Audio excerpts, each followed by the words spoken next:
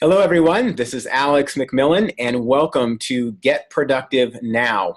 I'm going to be talking today about getting clear, focused, and being productive right now in your life.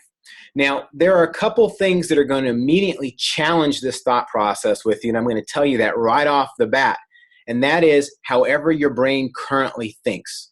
And we have to remember that we've been living with our current way of thinking for a long time. Some people are just still opening and exploring their thinking, but most people as a whole, and this is going to be shocking, myself included, don't think as much as they should. Most of the time we're working on automatic or autopilot. We're doing a series of behaviors, actions, and an attitude. Now think about that for a moment. Your behaviors are like the habits that you have. They govern your life by 40%. 40% of everything you do based on studies is habitual. The way you drive, what you respond to somebody. If they say this to you, the type of response that you give. If they say something good, you have a particular way you're going to respond. If they say something bad, you have a particular way you're going to respond. New situations, when you go to a party that you've never been to and you don't know anybody, you're probably going to behave habitually the way that you do. If somebody's an observer of people, they could practically tell you the way you're going to do things and whatnot. And that's pretty amazing considering that as people, we have the ability to live an entirely different life every day if we wanted to, but we choose to do things based on a few things, our behaviors. So behaviors are huge. And why am I talking about this? Because they will have a massive influence over of the way you think. So actions that you take, your attitude, and your behaviors are highly influenced by the way that your body or the way your brain automatically thinks. Okay, so we're going to encourage you right off the bat. I'm going to encourage you to open your mind up to learning something new. And if you are open to that, you're going to see yourself really, really moving forward in life a lot faster. And what I'm talking about is changing the game. Things that would have taken you months, years, a decade, or never start changing right now. This is about getting productive right now. And if you have not been as productive as you want to be yesterday, or even the moment before we got on this conversation, just understand it's going to take a new set of rules and skills and a way of thinking to up the game. And so when we look at this, what is getting productive about? We need to define that, okay? So the first thing you want to think about is being productive in a sense of producing a particular result or desired outcome, and that's it. What do you want to produce that is not there? And for a lot of people, they are not producing the kind of results that they want because they're bringing the wrong process to play. They're bringing their habits to play versus a proven method of producing results. So we're going to talk a little bit right now about what that looks like to actually get focused or get clear, get focused, and getting productive. The first thing I want to bring you into the mind of is defining what it is that you are looking to do. So if I want to, and I'm going to make it really simple, all right? If I want to create a new relationship with a particular individual, of course I can take a look at what that would look like, why I would want to do that. I'm going to just go ahead and remute. If you come on board, just mute yourself if you could. Why you want to do that and how that would affect your life and their life. So get clear about what it is. And so I'm going to give you a life example of today. There was a guy I met with today for coffee. His name was Jeff. And Jeff, if you watch this, you'll know I'm talking about you. You were one of the last people I talked to prior to this conversation.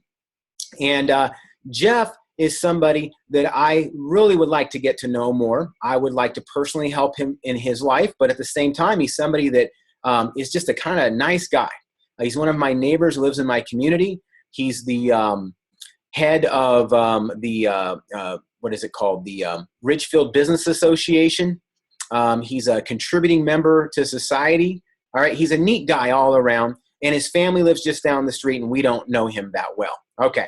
long story short is this is somebody that I would like to explore doing life with a lot more. Well, I have a sense of that. Well, I need to be more clear than that. It's kind of like vague. Personally, I'm going to be right up front about it.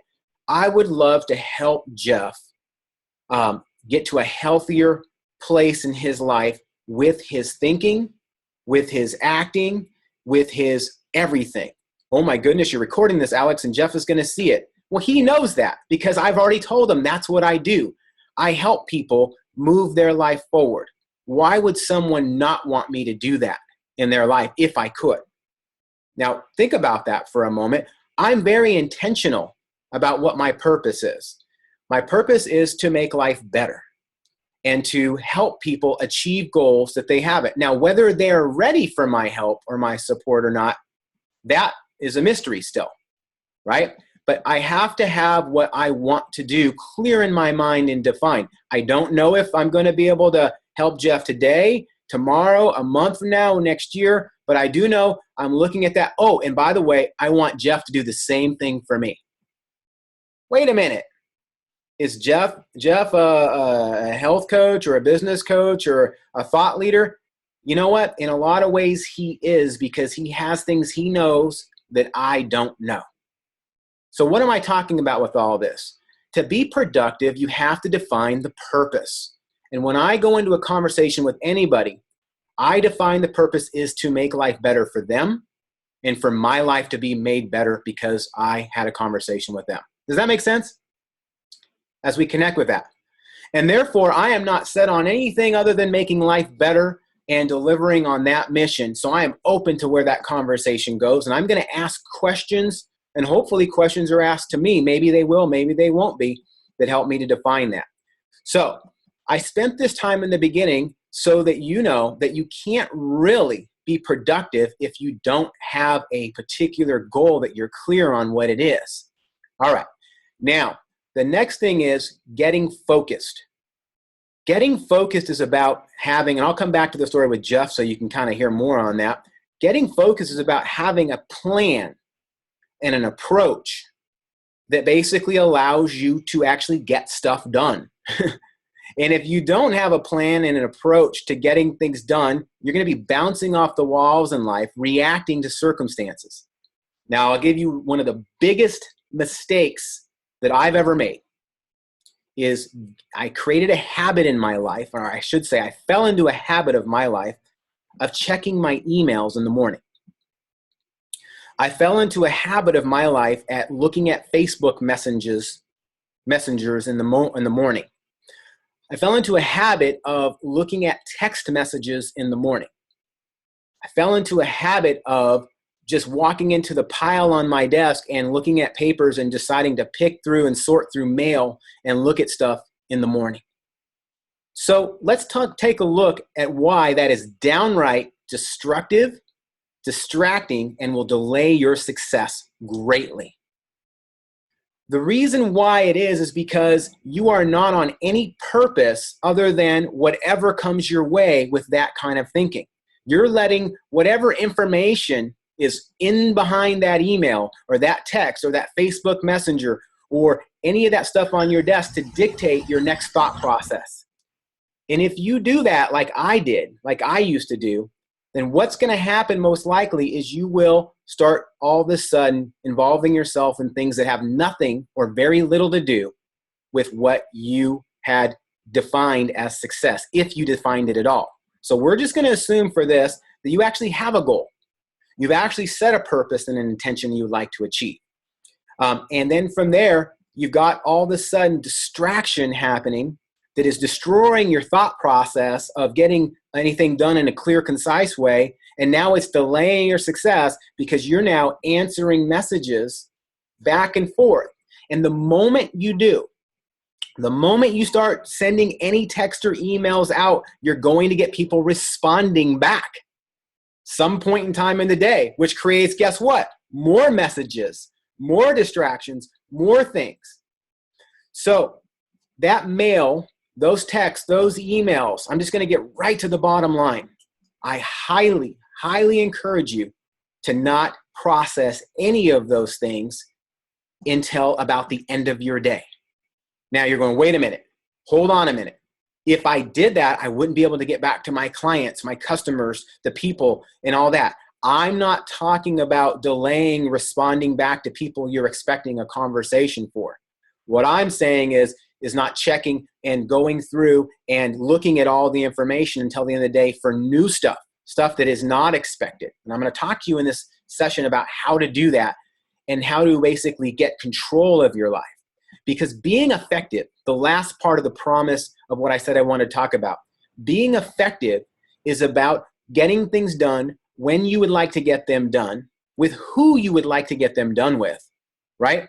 And so if you think about that, how effective have you been in life at moving the needle forward to where you want to go? And if your past habits, your past ways of thinking haven't gotten you there, again, I'm asking you to make a change right now to say, okay, I'm open to how we do this. All right. So now I want to talk to you about the reasons why you're not going to get anything out of this session. Okay. I'm going to tell you right up front because of a couple things. One, the habit of procrastination. I'm going to show the screen how many of you have a habit of procrastinating and delaying on things. How many of you can start with the best of intentions, but then find yourself doing easy, busy work tasks and not the actual thing that could move the needle forward? Yeah. All right. A lot of people, you know, the majority of people, like 80 to 90% of people are constantly inundated with procrastination because of what is easy and can be done now over what's most effective. Again, having a clear focus. And so the first thing to understand is that the reason why procrastination is so prevalent is because of the way our brains work. You have this different parts of our brain, and just understand that people like to feel like they're getting something done. And if the thing that they say they want to do takes any process of actual thinking, where you have to think through steps, you have to engage other people, or you have to do something that's a little bit challenging your current self-image or your current belief structure, or not necessarily your belief structure, but your self-image, I should say, or challenges your current skill sets in those areas, your brain will start looking for things it can do now that are easy.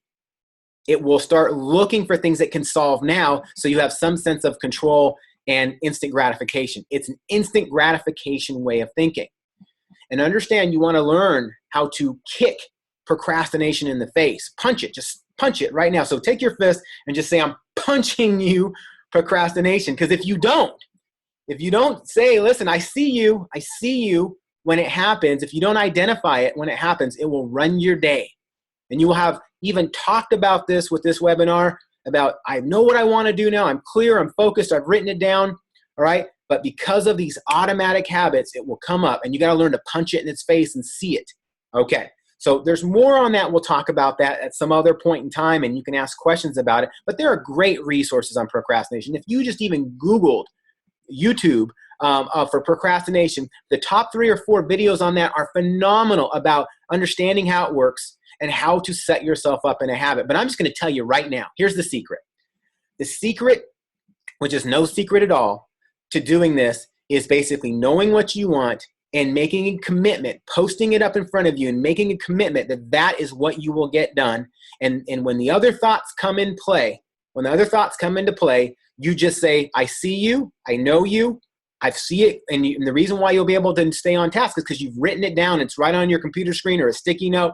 This is what I'm doing first. Before I do anything else, this is what I'm doing first. And you'll do that regardless of whether you feel like it or not. You cannot use feelings to get important things done. I have to use the heart of the matter at 3:45 a.m. when my little baby girl is crying and I have not slept for 4 or 5 days because she's had a stuffy nose. I have to use the purpose to feed her, not whether I feel like feeding her or not. Does that make sense? I have these 2 twin girls, and one of them's got a stuffy nose. And when she gets that, it's, oh my goodness, it's waking up. But you know what? It's the purpose. So if your goal is important enough, do it because it's the right thing to do. And you will have to do that several days in a row. Well, now I actually don't care as much. My brain goes, you know what? I'm going to get this thing done and I see the success of it. So procrastination. The other thing you want to know about is you want to know about multitasking. Multitasking is a big fat lie. And here's what I mean by that. It is not efficient and it is not effective. It's neither of the two. The way your brain and the way my brain works does not work for switch tasking. No, Alex, I'm good at it. I can multitask. I can do different things. Yeah, you can, but it's not effective or efficient. Well, no, I can get multiple things. No, you can't. Here, I'll prove it to you right now. Hold your hands up here on the sides of your head. Okay, now what I want you to do is to look at your left hand. Now look over at your right hand. Now when you're looking, they're on the sides of your head. If you're looking at your right hand, can you see your left hand? No. If you look at your left hand, can you see your right hand? No. Your focus is on one thing. The way our brains work, regardless, is they can only focus with intensity on one thing at a time. Yes, I could potentially do something over here while I'm looking in this, but not very well. My mistakes will go up. How much time it's going to take will go up.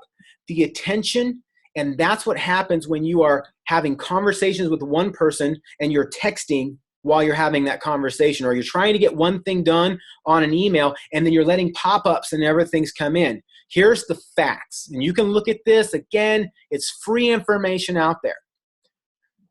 It takes a minimum, this is the minimum, 15 minutes for your brain to refocus and engage on the task that you are doing at its full capacity. Because it takes time for your brain to warm up and to truly get into a groove. And how many of you have ever been focused on something where the world just shut off and you were just right there in on it and you were just, in the zen, and it's like you're high, aerobic on it, you know what I mean? That takes time. It isn't just like you sit down and all of a sudden, there you are, you're high and in it. That zone takes a minimum of 15 minutes to get in. On average, because people aren't conditioned, it takes 40 minutes to get into that kind of space. And most people never get into it because they don't even know exist, because they've never given that much time to focus on anything, because they let distractions and other things come up in life. Now, it'd be great if we could be distraction free, but that's real tough to do. And it is possible for the most part, except for we've got these thoughts in our head that will try and distract us too. We'll talk about that later. But is this good so far? All right, and I haven't even given you the content yet, okay? But it's important to understand this content that I'm about ready to share with you does not matter if you don't understand procrastination and you don't understand the multitasking lie. Now, I'm going to say when you Google multitasking, you're going to find a guy, and you'll see who he is because he's got a lot of videos on multitasking. And just type in YouTube, and don't do it now, because if you do it now, you're doing exactly what we're talking about not doing, okay? Multitasking. Give me full engagement right now. Give yourself full engagement. And granted, if you scheduled this webinar while you're supposed to be doing something else, that's you. You'll learn from it. But understand that your brain is in two camps, right? And you're not going to get the content of this. This is a life-changing conversation that we're having, okay? It really is if you implement it. But if you type in multitasking is worse than a lie, you will see this guy pop up. And he gives you 2 to 3 different things where he proves to you, no matter how good you are at multitasking, that you make more mistakes, it takes more time, and he takes you through a quick 5-minute exercise and shows it to you. All right, now what's the point of that? The point is that not just that you saw this really cool trick that he shows you about multitasking, that you would actually write those words down if you have a problem with doing it, and you start learning how to become fully engaged in what you're doing and to be present. Because what I've learned is if you're going to get anything done and you're going to get it done effectively, you have to know 3 basic things. Well, maybe 4. You have to know what it is you're looking to do. And I'm going to say that 4th thing, and I'll just tell it to you right up front, is it's got to matter. What you're doing, if it doesn't matter to you, if it doesn't excite you, or it doesn't align with your purpose, or you can't connect the dots on how this impacts your life and other people's lives in a positive way, then what's going to most likely happen is you'll lose interest and you'll get distracted easy. Does that make sense when I say that? If whatever it is transactional and it's not purpose felt, if it's not connected, then most likely you will get distracted easy. And let me give you an example of this. So I used to hate email. And I didn't know why, but I get all these emails and I talk to a lot of people. That's my natural strength is I'm an engager. I'm an influencer personality.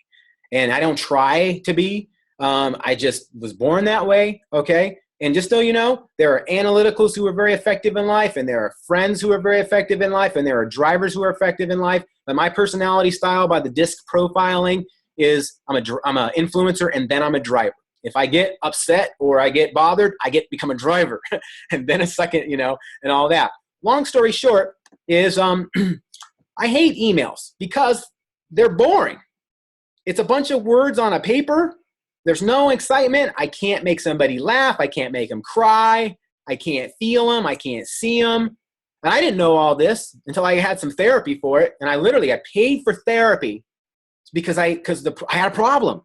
The problem is I was never following up on any emails. And that's a problem when you're an influencer, because as an influencer, I meet a lot of people. And a lot of people want information from me. And I'm not getting it back to them. And that's a conflict of interest. You see what I mean?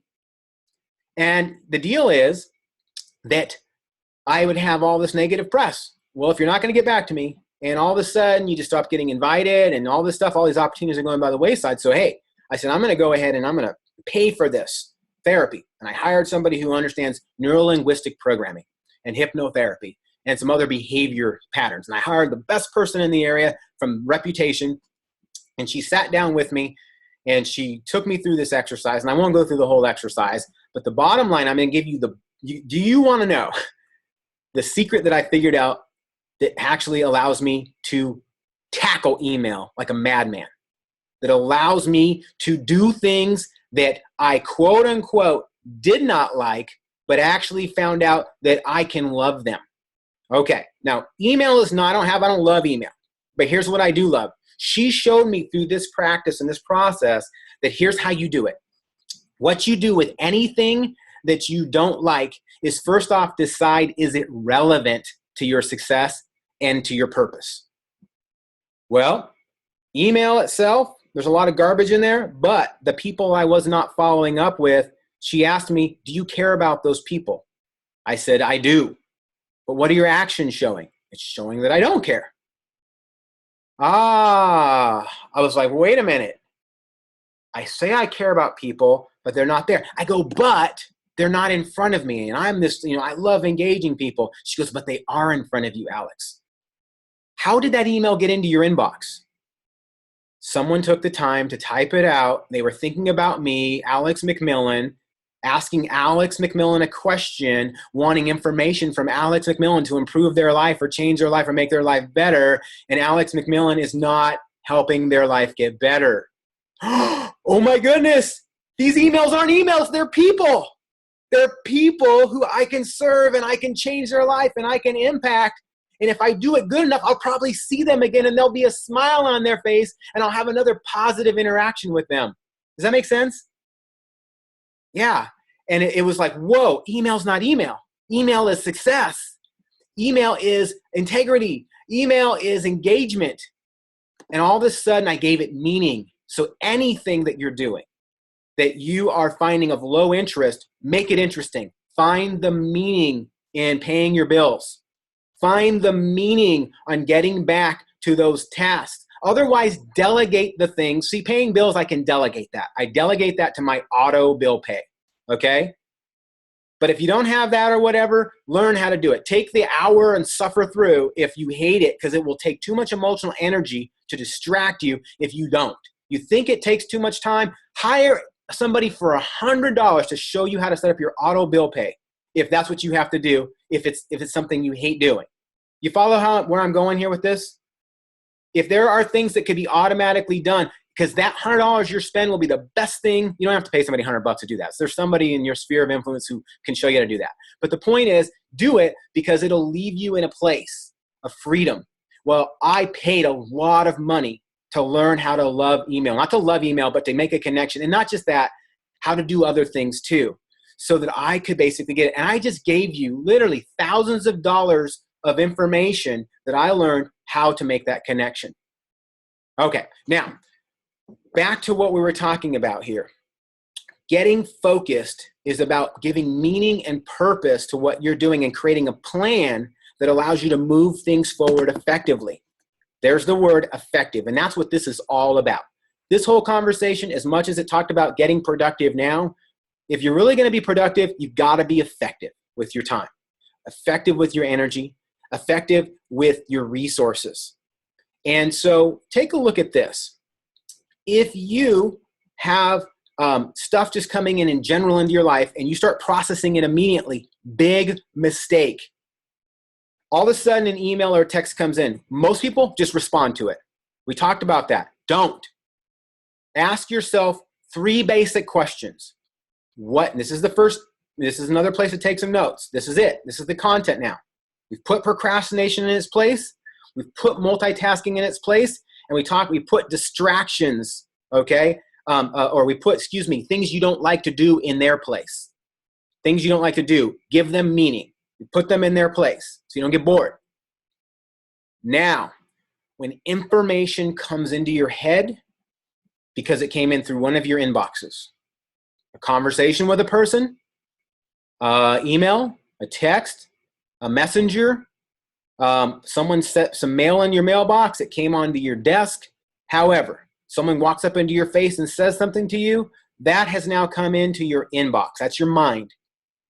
And your mind, understand, is an amazing, amazing created machine for you.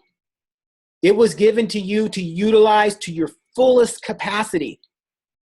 And most of us, I'm starting to learn it now, but most of us have never learned how to use it properly, how to program it properly. And the first thing you want to basically program it with is identifying what is your critical few things that you should be doing. See, when information comes in, you have to ask yourself, is this worth following up? And I'm going to do this real time with you. Here's my phone, okay? And I'm going to turn it on for the sake of this right here. Now, at the top of my phone, you see all those little things at the top? Those are distractions, is what those are. Okay, those distractions all popped up in the last 5 minutes because I had it clear. And every one of those is Facebook messengers, email that's come in, and texts that have come in. And I'm showing you real time. I'm going to show you how I process information. You're going, Alex, where's the slides? Well, show us the bullet points. This is being recorded. You can watch it again, but hopefully you're taking notes on things that are important to you. Now, I'm going to go through and I'm going to do something that I don't normally do except for once an hour or at the end of the day. And I only do it once an hour just so I can look for stuff that I'm looking for from specific people that I'm waiting for something back. And if that text or email does not have the name of a specific person that I'm waiting back, then I'm not going to get to it until later. And I've got a time scheduled for that. We'll talk about, I'm going to show you how this works. It's brilliant. But I'm going to open up a message. Okay. Now, I've got a message and it says, hey guys, can you meet for a quick 30-minute Zoom at 3 or 3:30 today? Okay? That's what the message says. So that message, I'm not even going to reply to it right now, of course, because I'm in this. But if I wasn't on this, I would not, because it's not an expected message, okay, for right now. And so, and I already know that my schedule at 3 or 3:30 does not have the time to meet at that time, okay? So I'm not going to do that. It's not one of the people that I was looking for. Ooh, it's tough because this person is actually a really important person, okay?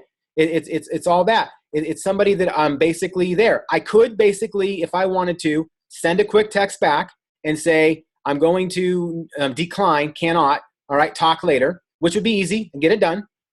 Or I could go into a basic response of going, yep, absolutely, see at 3:30 and push everything else I have. Now, some people would go ahead and just immediately allow that because it's an important person who sent that. I'm going to open up another one that's I think is more relevant. I'm going into my email box. Email box. Oh, okay, here's a person I haven't heard from for a long time. This is a potential client who just now responded back to me and said that she is open to reconnecting. Shiny, flashy. I would love to get that. She is scheduled at 4 o'clock for me to follow up with her. Now, she's actually not, but she is. What do I mean by that? Because I have that 4 o'clock time set to process emails and respond and follow up with people. But if I do it now, what would happen? Remember I told you earlier, if I respond back to her now and that other person now, it's not that I don't care about them, because I do. What's going to happen? Okay, I'm going to unmute the lines and it's going to get loud, okay? But I want some people, this is where we get a little interactive here. Mute your line if you, for some reason, don't want us hearing what's going on in the background. Somebody tell me what's going to happen if I respond to either one of those emails. Take you off focus. Okay, it takes me off focus because I start the process of actually thinking about what I'm saying to them. If I just say, nope, not one of the things I was looking for, my brain doesn't even give it the emotional attention. See, if I start thinking about how I'm going to respond, I've taken my emotions and all that. But why did I even check it?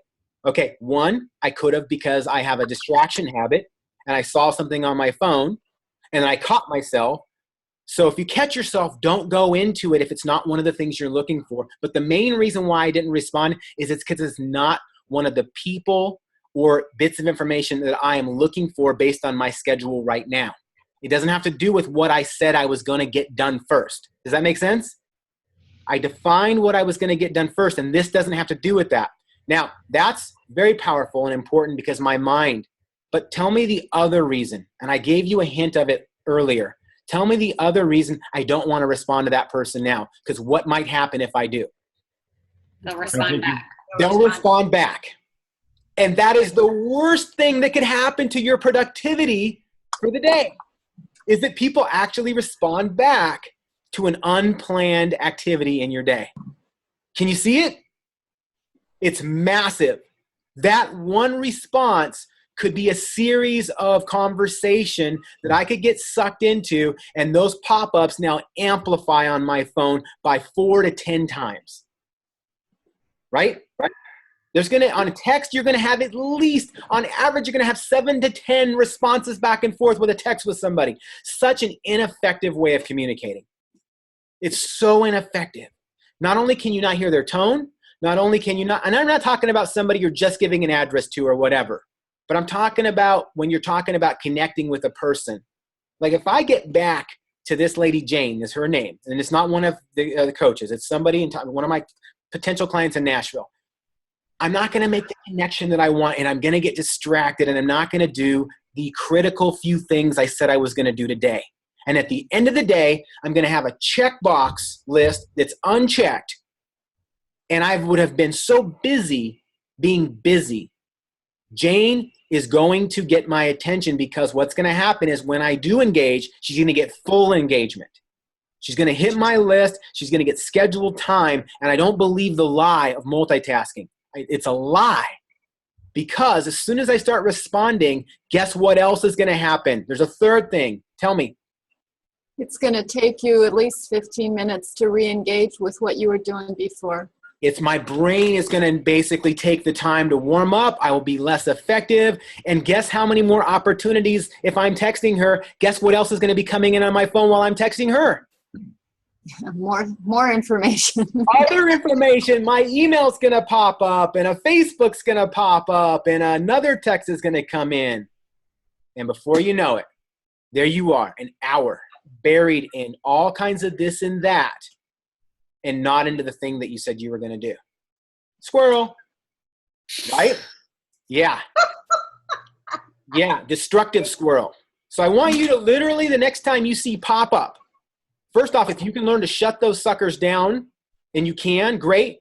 For me, I have an hour check-in where I check in and check that stuff if I'm looking for stuff, but shut them down if you can. Get monomaniacally focused on what you're doing, and if at the end of the day, you missed something important, figure out a better system. And here's a better system. When my phone rings, that I look at. When my phone rings, that I look at, because it could be my daughter, it could be my son, it could be my wife, it could be something else. And they've learned not to distract me. Don't get me wrong. It could be any of those things that might be super important for me to check. But you know what? For the most part, I tell people, if you want to get a hold of me and it's important, call me. Call me. Because if you text me or you email me, you're probably not going to hear back from me till the next day. And here's the thing. If you miss, and don't get me wrong, if you still work in a 9-to-5 job or any job that you are manning the phones, that's not what I'm talking about. Okay? That's not what I'm talking about. But I'm talking about letting information come in that really shouldn't come in. Let it go to voicemail if you're not expecting the call, and process that voicemail when it's the right time.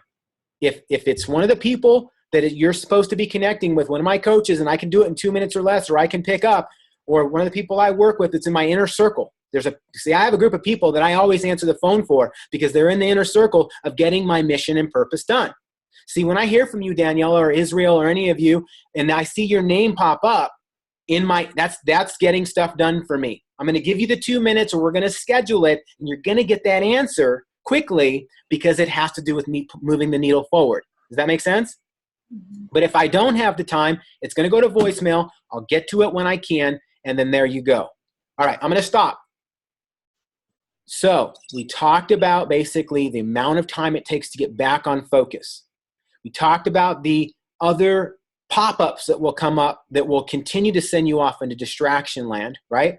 And we talked about you will not give that person the quality and attention because your mind is thinking about the other task that you're doing. So having a plan that helps you organize. We're going to go there next, but before we do, I want to ask, are there any comments or questions at this point based on anything we've talked about? I'd love to hear from you.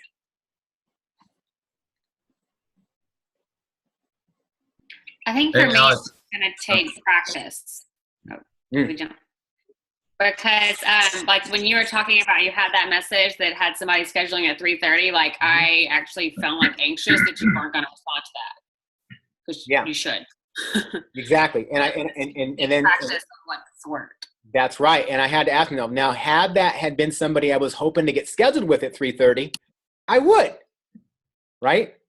But that right there is basically something, and I mean, that can completely, and I'm not even going to go into exactly who it is or what it is, but that completely could be an opportunity right there. But it's not on my radar. And if I get into the habit of that, it will take me off of my focus. Here's what I know. Based on life experience and based on reading a lot of books. Okay, I read a lot. Here's just a few books on productivity right here in my hand, okay, that I've read. Just a few. I've read a lot more than this. These are the ones I still have on my shelf that I haven't given away to somebody.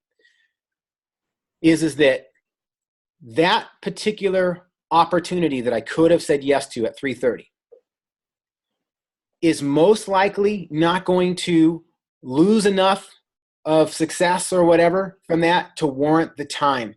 Even if I miss $1,000 opportunity by not doing that, the $100,000 of being productive that I'm going to gain far outweighs that to own my mind and to own my brain. The ability to stay in the present mind, to stay focused is invaluable. It's priceless than to letting a bad habit stay because I might miss one opportunity. It also shows that person that I'm not always available. I'm going to get back to them, but it's going to happen probably at 4 o'clock.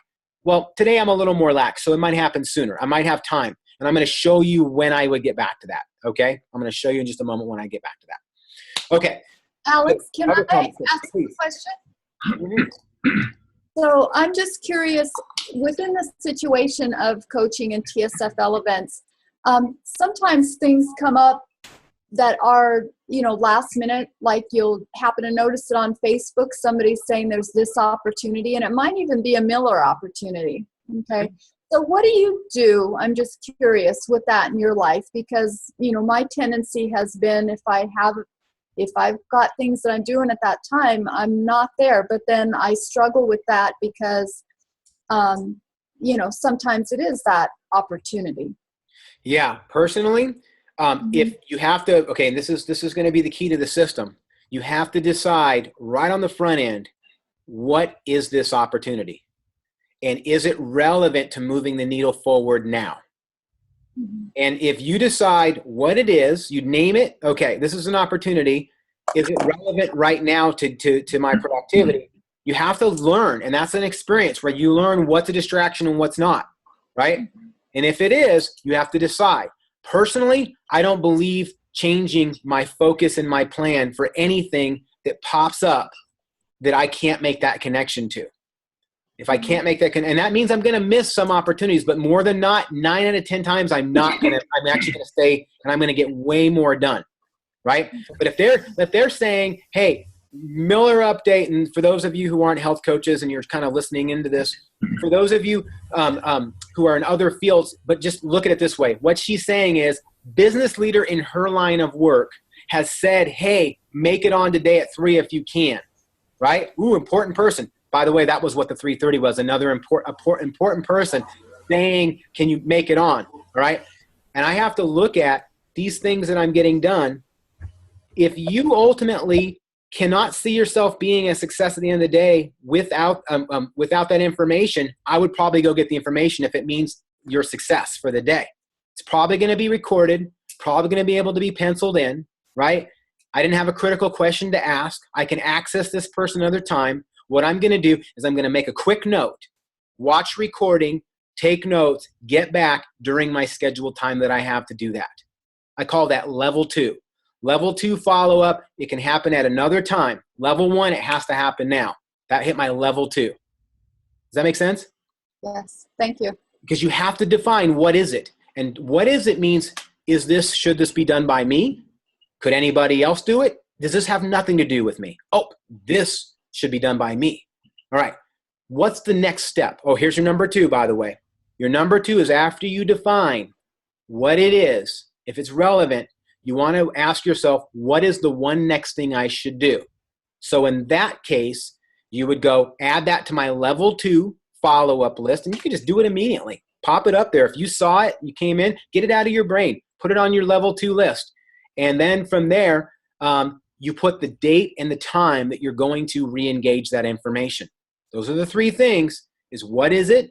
Define its relevance to you, or dump it, or delegate it, or delay it, okay? Number 2, schedule it. Ask yourself, what's the next step? So what I said was, it needs to hit my level 2 list, and then at that point in time, it can. And then number 3, when will I do it by? Now, let me take that to something that might be much more relevant. All right. I coach people all around the country, and I work with coaches who basically are helping and serving other people. Now, when I'm working with them and they ask me a question and I am not in that mode to be able to respond back, what happens is I basically would write down, get back to, Monica McKenna, help her with how to follow up with a doctor, contact her, email response after 4 p.m. That's my scheduled bucket time. Then all of a sudden, back to my focus. That's it. I'm not even letting my brain go emotionally there. I've already defined what it is. I can get back on task. Does that make sense? That's really, really key to owning your productivity and owning your effectiveness. So the 3 things. Somebody see if you can remember what they are. Anybody want to give it a shot? Go ahead, Daniela. Defining what is it? Mm-hmm. And if it's relevant, defining the relevance. Mm-hmm. Take it to deciding what the next step is, mm-hmm. and the priority level. And then when you're going to schedule it. Yep, putting down. Because some of you might not have access to your quick phone or system, so it might hit your daily journal or whatever. Okay, but if I was on this and all of a sudden something came in, not on this call, but if I was doing something and something came in because I was doing my check, I would go, oh, there's that. But ultimately, I would try and minimize my distractions. But when I had something that came in, get it out of my brain. A thought comes in my brain. What is it? Is it relevant to me? Okay, so what is it in relevance? Number 2, what's the next step to move it forward? Crucial, critical step. And when will I do it by? Brain back to focus. That will allow your brain to focus. Now, here's the critical thing. David Allen, in the book, Getting Things Done, The Art of Stress-Free Productivity, says, and he's a national bestseller on productivity, and I encourage you, if you are not needing this book, don't read it right now. It's a phenomenal book, but it takes a while to get this, but I'm going to give you the basic points in the book, all right? he basically says, if you don't define the next step, it will eat a hole in your brain, because you will not know what's going to happen next. If you don't know the next step, then you should have somebody in your life, a mentor or coach or something to that effect, that you can basically call, and that's your next step. Call my mentor, call so-and-so, call somebody that knows information, go to Google, whatever it is, that's your next step. Find the next step. I don't know how to properly follow up on this. That's my next step. Figure out how to. Go to Google. Call my mentor. Does that make sense? If and when you do that, your brain all of a sudden relaxes and goes, okay, I know what I'm doing next. You don't have to define the entire process right now. Just the next step, and give it a time and a place. Once you do that properly, you'll be able to work well. Now, any other questions or comments before I show you the system that I use to actually manage all my thoughts and to get things done? Okay, so I use a system called Evernote, and I'm going to explain this. It's free. I love it. It's super productive if you use it the way it was meant to be used. And the deal with Evernote is that it allows you to take notes through multiple platforms of technology. So it's on your phone, it's on your computer, you can log into it on the net anywhere, on your tablet, whatever, and it gives you one place to take notes. If you don't use Evernote, just use a journal. And I'm going to tell you, you can pretty much do this with a journal. It just takes a little bit more writing, okay? But ultimately, I take that logic of what I've already told you, and I just use that in Evernote. And I create lists, L-I-S-T-S, lists, all right? And that's hard to enunciate on this presentation. Lists. Yes, I create lists. Did I say that enough times? All right, so on these lists, as you can see, and hopefully you're seeing them, somebody tell me if you can see them. Nod your head. Okay, perfect. It says action follow-up list, and that's what it is. Keyword, action. I define my follow-up list as action first because I want my brain thinking in terms of action, getting things done. I need to act, all right? So I have what's called a level 1 action follow-up list, and I've already defined that level 1 means stuff that is critical to moving the needle forward towards success. The needle of not at success all the way over to success. And I've defined that success is getting intended outcomes to happen, okay?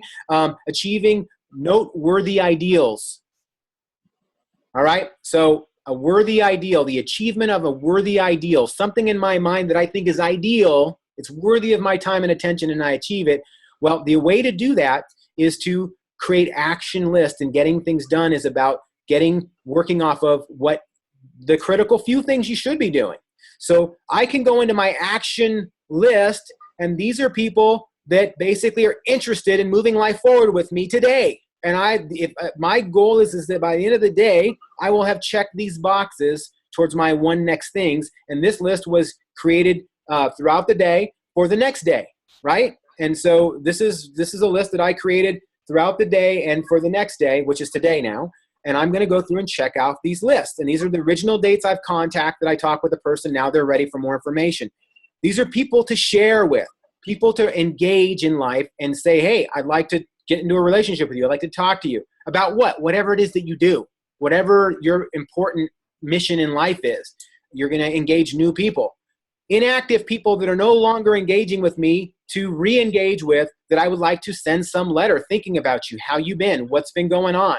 Love to reconnect, right? Just something out there to shake up and nurture. To do today. These are things that if I do today will move the needle forward in my life or somebody else's life.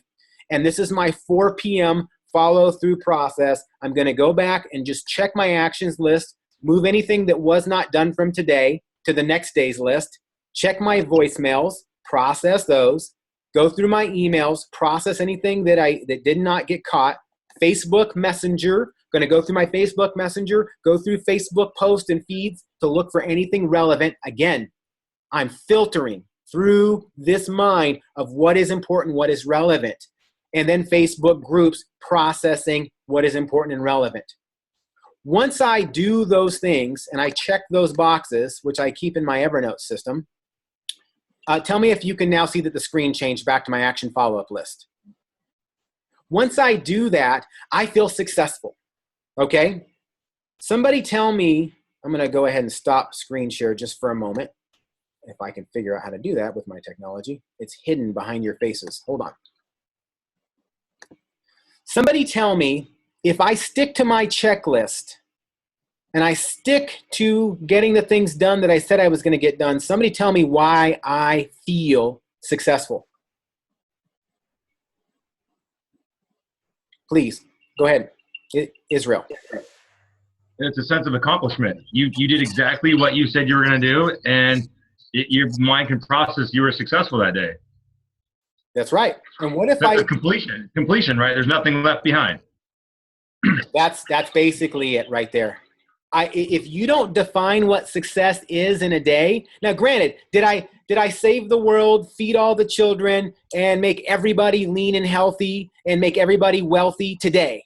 No. That's one of my missions is I would like, now that's not all my mission, but I would like to feed as many people as possible. I would like to help as many people get healthy as possible. I would like to make as many people wealthy in their life. Wealth meaning having the abundance to thrive in life, right? And I have more concrete defined terms of what that looks like, okay? But that's great. So at the end of the day, am I going to go, oh, I didn't achieve it. There's hungry children left. And then there's people who still don't have the income they need to support their family. No. What I'm going to do is I'm going to do the actions and activities that move that forward. Does that make sense? I'm going to break that down. I call it reduction to ridiculous. Big, hairy, audacious goal to short, year goal to monthly goal to weekly goal. And what you saw was my daily. All I can control is my actions in the day. I cannot make all the people get fed by the end of this month, right? But what I can do is I can do everything in my power today to work on the critical few things that can move that forward to possibly happening. Does that make sense?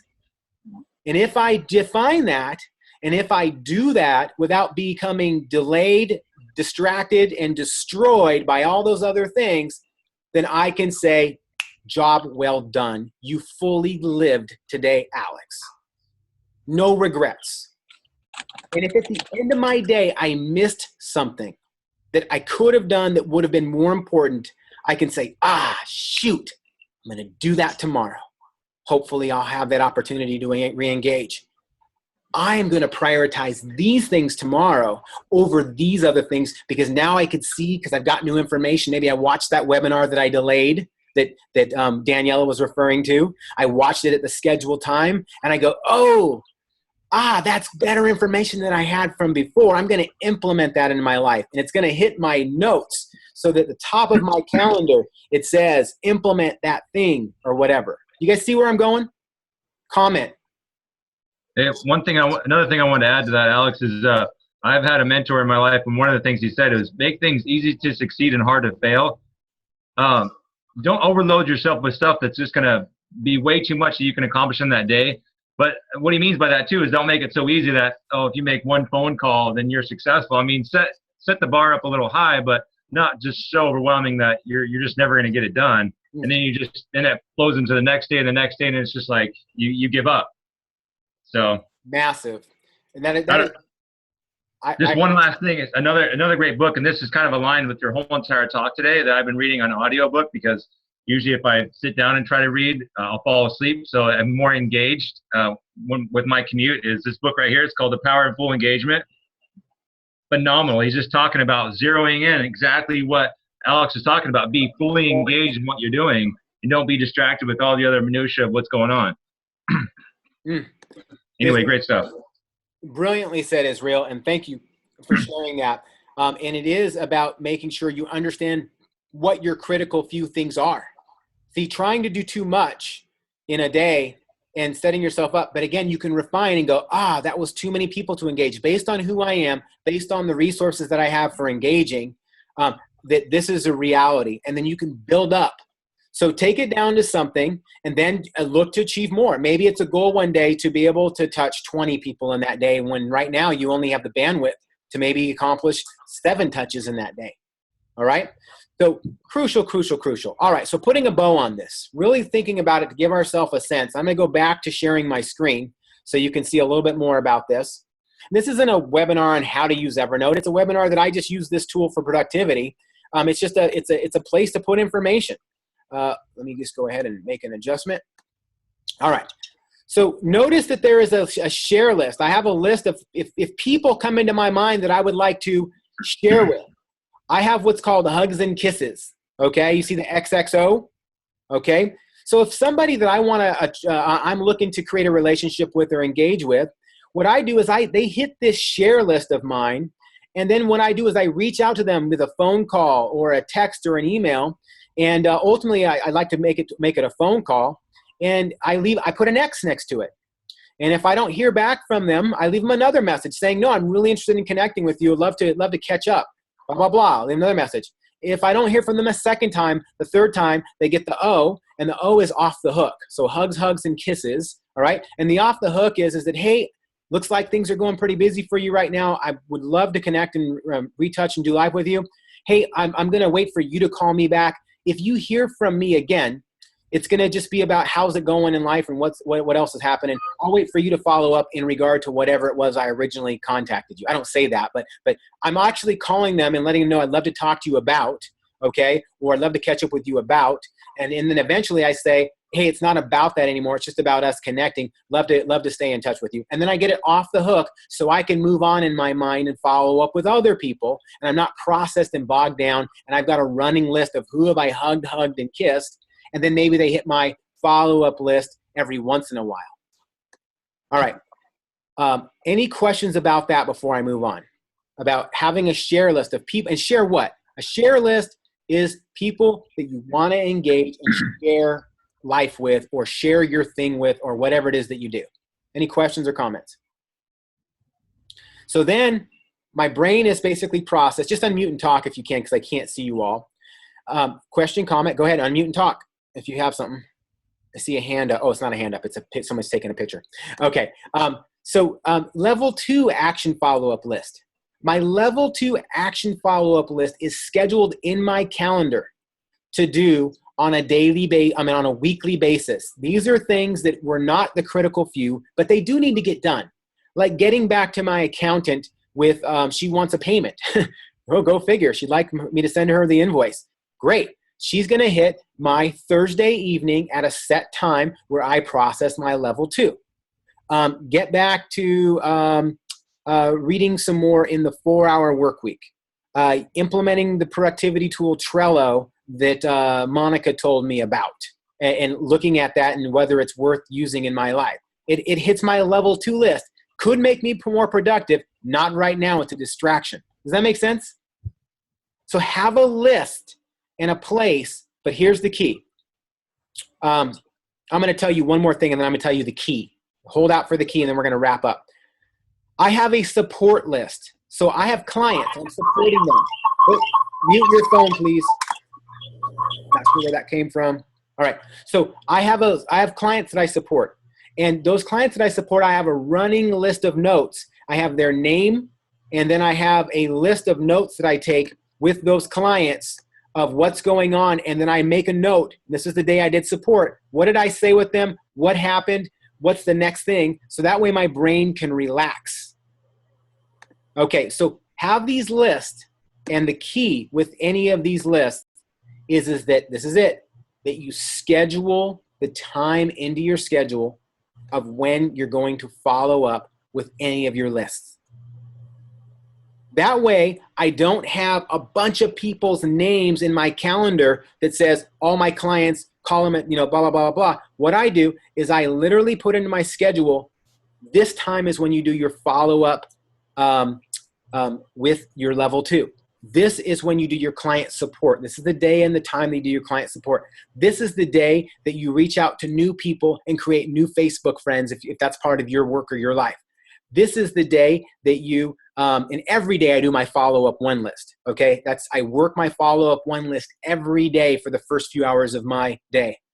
I take 3 to 4 hours and I get the first things first done.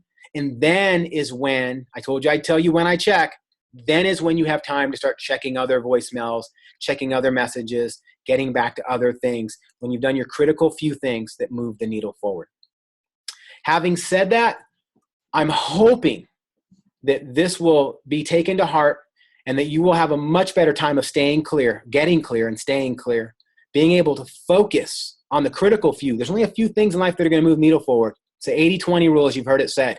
Most people, though, spend most of their time doing unimportant things that really do not move it forward, that they could have delegated, that they could have delayed to once-a-week activities, the distractions that are destructive. And I'm hoping that beyond getting clear and getting focused, that your life is much more effective than it ever was before we had this conversation. With that, I'd love to hear your questions and your comments or just anything that you got out of today. Please. I just want to say thank you for taking the time of all of the knowledge of the books and helping us out so much. Today's talk helped me a lot. Thank you, Monica. Good seeing you. This has definitely been the theme of the past 2 weeks for me, and been able to really start focusing. I get very distracted very easily, so this has been just another thing to add to where I'm going. I know I've made a lot of progress in the past 2 weeks, but this is definitely helpful. I loved seeing how you process your day, what areas, how you categorize that. That was very helpful for me. So thank you. You're welcome. Thank you, Johanna. Yeah, I just want to say thank you too, Alex. This is classic, what you taught me years ago, reminiscent of quadrant 1, 2, 3, and 4, classic Covey, but you made it more simplified and more relatable. So I appreciate it. Oh, no, it's a pleasure, Harold, and love working with you and the Louisiana crew. Excellent.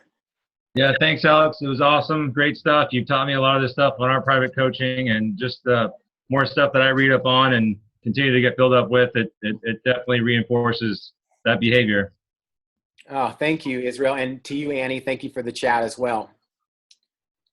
I really appreciate the connection with the technology Evernote, because that's going to be huge for me, because carrying the notebooks around and all that is beginning to be quite cumbersome in my life. So that's something that I need to really take advantage of. Systematic lists, because I like lists, but when you leave the list at home, it's not really helpful. When you can access the computer or your phone and get it, then that's great. So thank you. Oh, you're welcome. And I can just hit that Evernote button and just look at my check boxes and they sync automatically. It's wonderful. Yeah. All right. Well, I think we sufficiently did it. Let's keep this conversation going. I plan on re-engaging you, and I'll let you know when the next event is going to be. If there are people in your life that you care about, if there are others that you think would benefit from these optimal living 365 types of conversations that move the needle forward in life, please invite them. Let's invite more people to learn and grow together. I think surrounding yourself with great people is the key to success, because it's hard not to be successful when everyone around you is supporting that and you're supporting them in it. With that, I wish you all many blessings and much peace and joy in your lives as you take action on what matters most. Same to you. Thank you, Alex. Great seeing you. Excellent. Bye.